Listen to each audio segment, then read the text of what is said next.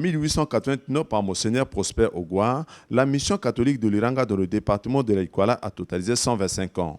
Les festivités de ce jubilé, initiées par l'honorable Valère Gabriel Eteka Yeme, ont été placées sous les auspices de la première dame du Congo, Antoinette Sassou Nguesso, marraine de l'événement.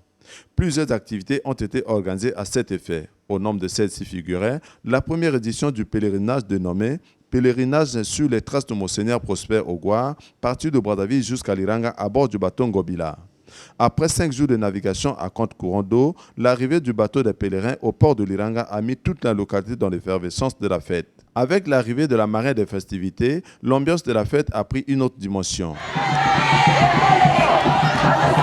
Aussitôt arrivé, la marraine de l'événement a eu droit à une visite guidée du village des 125 ans, conduite par Monseigneur Jean Gardin, évêque d'Ifondo. Visite qui a permis à la première dame du Congo de se faire une idée nette de l'œuvre d'évangélisation et du rôle joué par Monseigneur Prosper Ogouin dans la libération des enfants des esclaves.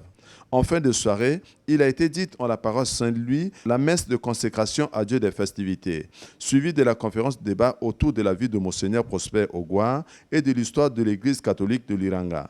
En célébrant les 125 ans d'existence de la première mission catholique du Nord Congo, les ressortissants et natifs de l'Iranga sont animés d'une seule préoccupation, à savoir la réhabilitation de leur paroisse qui tombe déjà en ruine et la reconstitution de l'esprit chrétien entre eux.